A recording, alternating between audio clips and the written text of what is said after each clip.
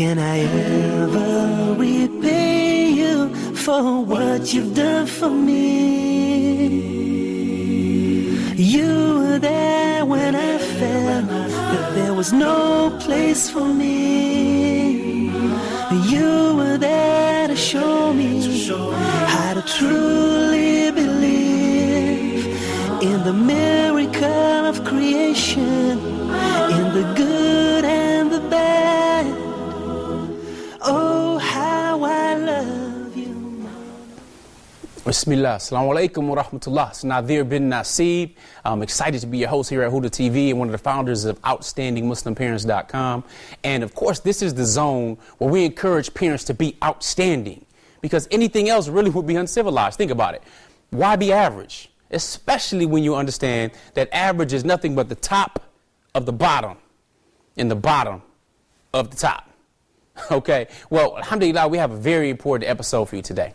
And today, of course, like always, I'm going to suggest that you get something to write with and something to write on to take some great notes, inshallah ta'ala. Now, today we're going to be talking about finances. And the reason we want to talk about finances is because it affects many different parts of our lives. And as we're teaching our children to be independent, many times finances comes into play.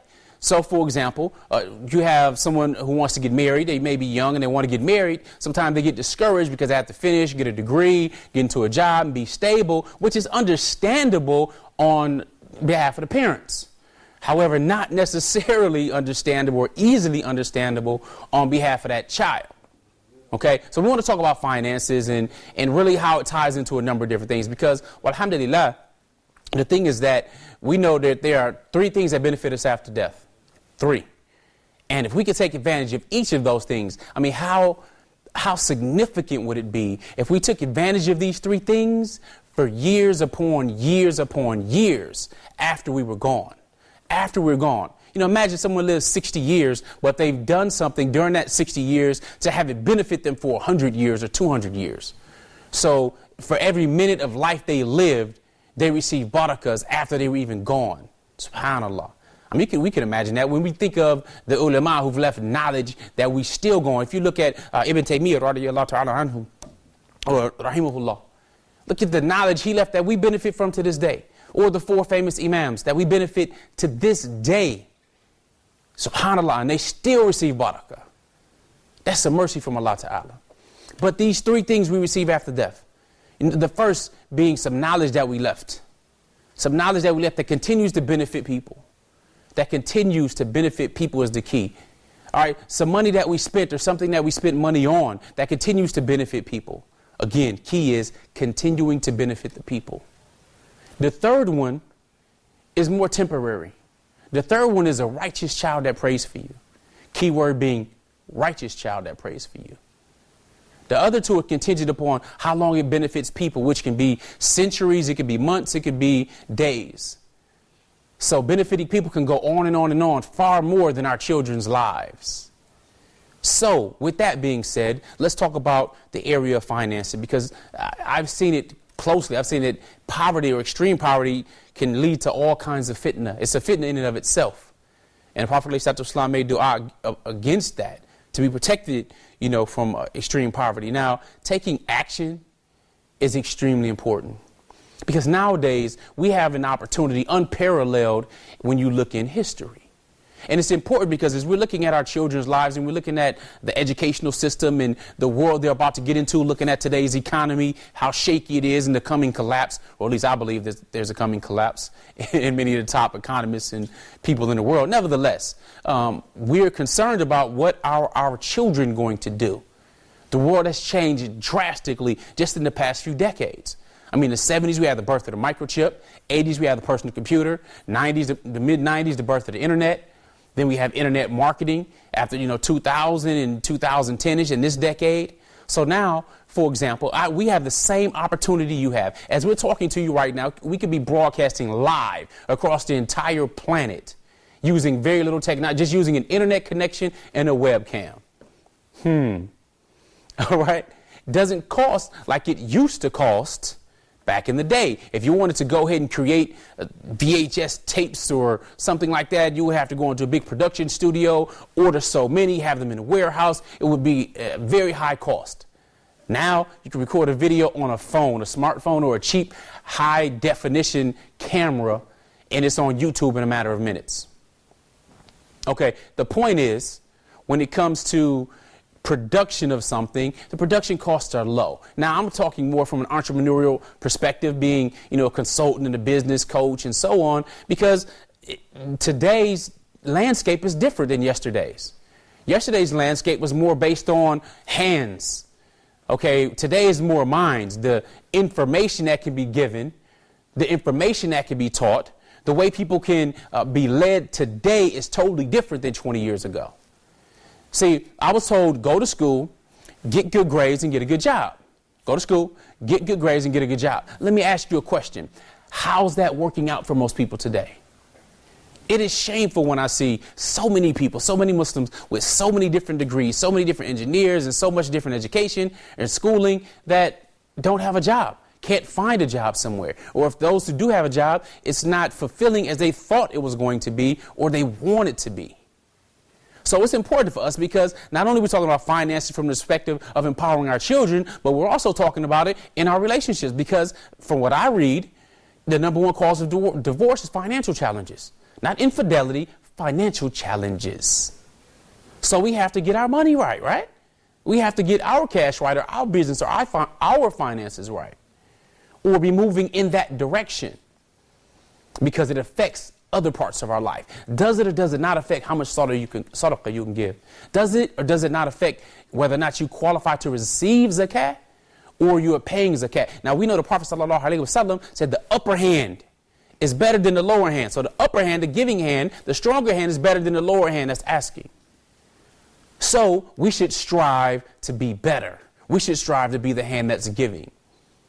And in doing so, we have to keep our options open at looking at a number of different things and educating ourselves in particular. Alhamdulillah, I did a training not too long ago about schooling versus education. Schooling versus education. And I remember I read a quote by Mark Twain that said, I never let schooling get in the way of my education. Because education is whatever it is you do to help yourself become better and have more knowledge, then apply it. Where schooling, usually a set of rules and regulations or things that you learn to pass a test or a quiz and so on. Now, I'm not against schooling whatsoever. I'm glad that a physician went to school and I had to have an emergency appendectomy and had my appendix taken out. Okay, so, but the difference is self-education can make a fortune while traditional schooling, kind of likely can make a living. And there's just a huge difference because these same people I talked about with these numerous degrees, many of them have numerous amounts of debt. Numerous amounts of debt. We know in Islam, your debt is tied to your ruh. You know what I'm saying? So, subhanAllah, we need to do what we can do to get from under the pressure of debt.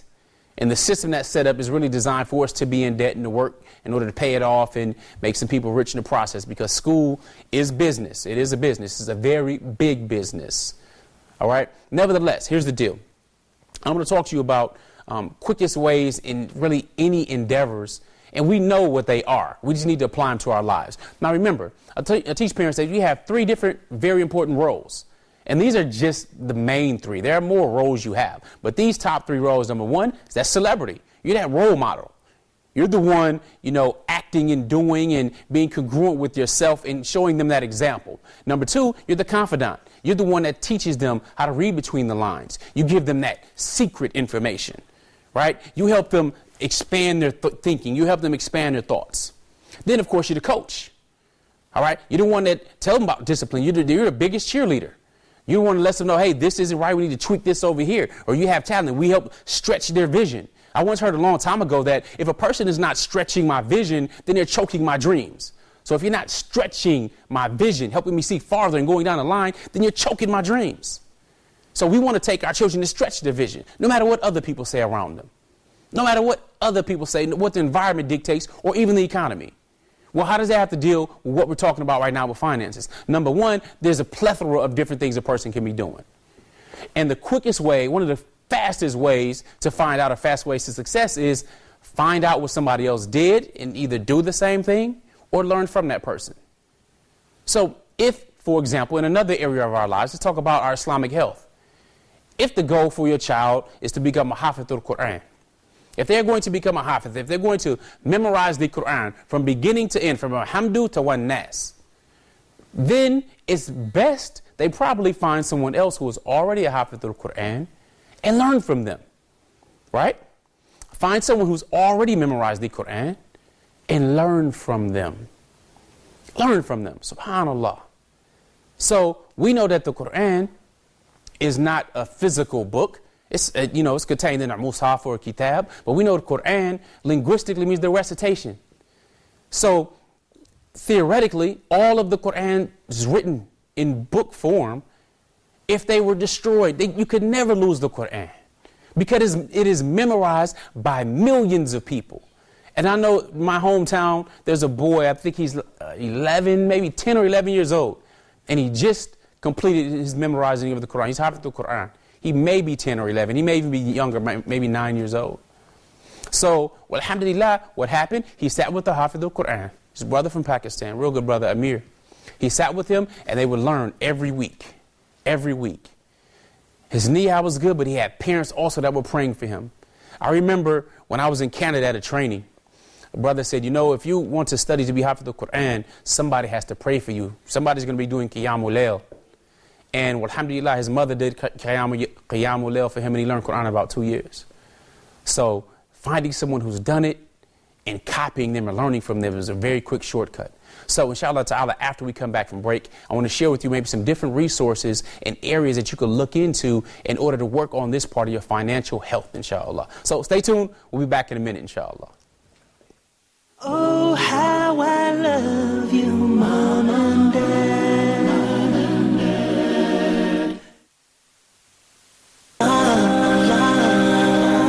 So let me stray.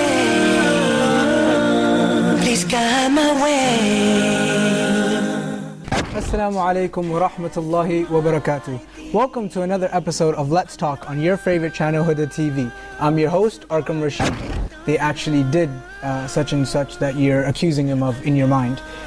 So now I want to start off with my right hand side, Brother Ahmed. If you can just tell us what your thoughts were on that video, what can you extract from that video? Would you say some of the youth turn to drugs, especially in your country, if they don't have jobs, or it's because they want to get away from their daily normal lives? Would you say that's a reason? Absolutely, that's true. Some people just resort to drug as the last option because they get themselves straight out and they're instead of depression, but they don't know where to turn for help. Sports per se is like a communal social activity, whereas it collects the community together and it bonds brotherhoods together. It's very social in its aspect where you interact with your teammates or your players in a team. So I think a message would be just to stay completely away from it. Even we can say, oh look, it's haram.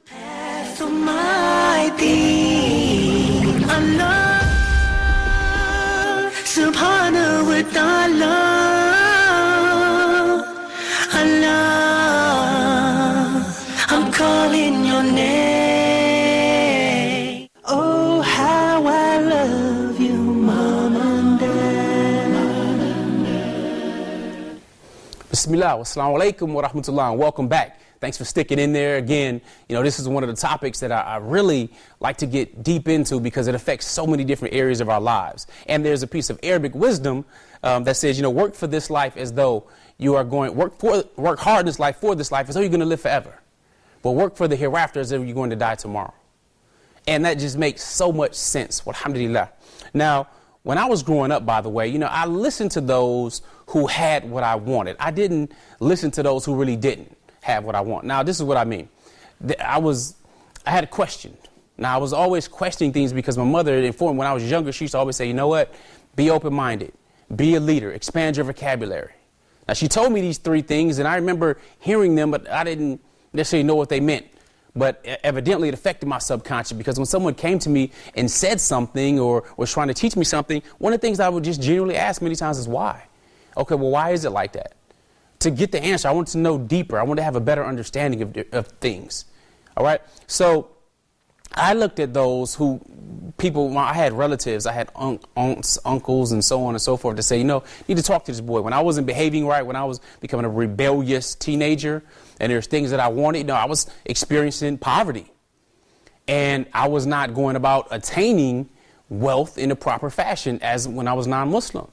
So they said, go talk to that boy. So they would send my uncle or they would send other people to talk to me. And I was not interested really in what they had to say because their lifestyle was not what I wanted to have. So the reason I'm sharing that with you is because if you want to be effective, then you probably want to find someone who has what you want or has already done something that you've done. So again, it's not hard to find. It does take some discipline. It does take responsibility on our parts as parents to be moving in the direction to teach our children to make their own way, to keep options open, to look in different things, because we can have them try to appease us all we want. Tell them, hey, you need to be an engineer, you need to be a doctor, you need to be a lawyer, do such and such and such and such. But again, I would ask you, how's the information of going to school, getting a good job, and having them take care of you working out? That used to be great information in the industrial age. In the industrial age, you maybe work for one company 20, 30, 40 years, retire, get a pension benefits, and you're good to go. How's that doing today? The average college student, or 30% of college students are employed, and many of that 30% aren't even employed in the field they went to school for after they graduate, within 5 years of graduation. Amazing statistics. But they're heavily in debt, working in jobs that are paying them less with less benefits. So we have to look at this information. Going to school, get good grades, get a good job was great again in the industrial age. But what is it now? Where does it change? And again, if that's the path that you choose, that's not a problem necessarily with the path. Just be aware that the world is different. Again, when was the last time you were driving somewhere and your parents pulled over to talk on a cell phone? Or just talked on a cell phone while they were driving? Or they were texting while driving? Never happened for me. Never. Parents didn't do that. They may have stopped to go to a payphone, but cell phones weren't even around. But today, you can run a business out of a device just like this. Just like an iPad, you can run a business out of that. Or you could be working from home for a company, but you're working from your house on the computer. So we have the opportunity to outsource all over the planet. How does that apply to us? Oh, very much so. See, one of the things I encourage parents to do is recognize that children spell love T-I-M-E, time. Now, it doesn't have to be a whole bunch of time that you necessarily spend with them, but it's a lot better than seeing you early in the morning, leaving for work and coming back after they're already in bed. It shows different priorities. Now, I was asked a question a long time ago because I talk about business frequently, and some guys are like, some people are just all about money. And I remember, thinking that as well when I was an employee and stuff. And I said, after I thought about it deeper, I had to evaluate some time. I said, you have the person that gets up, they get ready to go to work, they leave the people they love at home, and they go work somewhere else for 40, 50, 60 hours a week. And they provide for their family. They're not necessarily getting ahead, but they're providing. Alhamdulillah, that's what they're supposed to do. But then you have those who work 5, 10 hours a week, make the same or better amount of cash or income, but they spend more time with their family. Usually those who spend less time but earn more, have leverage, are entrepreneurs or small business owners, or they have something going on the side. Now, either or is fine. Wallahu khairu razaqeen. We want to make sure whatever it is we're doing is halal. We want to make sure when we feed our families, when we are providing for them, that it is halal. It is something that is allowed in Islam, and we get the barakah for that. But ultimately, we are responsible for how we use our time. Again, one of the two things that we are told we abuse or we deceived by is health and spare time. Now, investing time in your family, investing time in your deen, with Ramadan, for example, the last 10 nights of Ramadan, it is best to spend it in the masjid. But if you're working 40, 50, 60 hours a week, that probably won't happen. So that not having things together financially to be able to do so affects these other areas of your life. And you're working 40, 50 hours a week, especially in a high stress job, well, that also affects your health.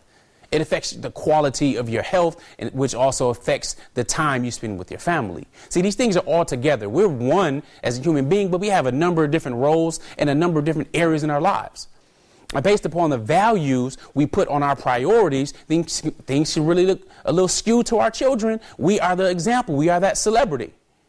We are the ones that are implementing things or injecting things when it comes to their identity and trying to give them guidance. And in doing so, we have to address finances. When you had the companions that came to the Prophet ﷺ and they say, you know, the wealthy companions, they're giving money and they're getting all these extra blessings. The Prophet ﷺ say, you know, let me teach you something, get you some extra blessing. Say Subhanallah 33 times. Then Alhamdulillah 33 times on your fingers. And then Allahu Akbar 33 times. And what happened? They were doing it. They were Subhanallah, Subhanallah, Subhanallah. And then when they got done 33 times, they were Alhamdulillah, Alhamdulillah, Alhamdulillah. And then Allahu Akbar, Allahu Akbar, Allahu Akbar. And then the wealthy companions came and they saw them doing this, making this tasbih and doing dhikrullah. And what did they do? They started doing it. They copied them. The Prophet ﷺ taught you this? Well, alhamdulillah, and they started doing it. Then they went back to the Prophet ﷺ and said, Ya Rasulullah, now they're doing this too. And then the Prophet ﷺ, what happened? He didn't complain. He didn't say anything different. He said, no, Allah blesses whom He wills. So, again, this is important for us. The companions didn't look at money as though it's a problem. No. Can it be a challenge? Yeah, absolutely can be a challenge. If you're rich, you're stingy, you're a miser, definitely can be a challenge. But the way you get your source, if you're getting your source of income, for example, 10 hours a week and you're making $40,000, $50,000 a year versus 40 hours a week, $50,000 a year, looking at it mathematically, which is better? Where can you more invest time? What other areas of your life can you raise up to a higher standard? So this area of our lives, we really have to raise it to a higher standard instead of accepting the status quo. Now, there are a number of different resources. Again, when I talked about finding a mentor, or like if you're learning Quran, you find a Hafiz al-Quran. Of course, that makes sense. If you want to learn how to cook better dishes, you probably want to find a chef that cooks the types of food that you like to cook so you can copy them. See, I'm a strong believer in it's okay to copycat as long as you're copying the right cat. Doesn't that make sense?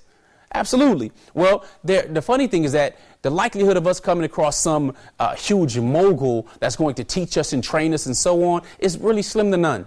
I mean, now you could pay lots of cash to go to different seminars and stuff like that. And I've invested literally tens of thousands of dollars in my personal education. OK, so I understand what that means. However, they write books to reach more people. They do audio tapes to reach more people.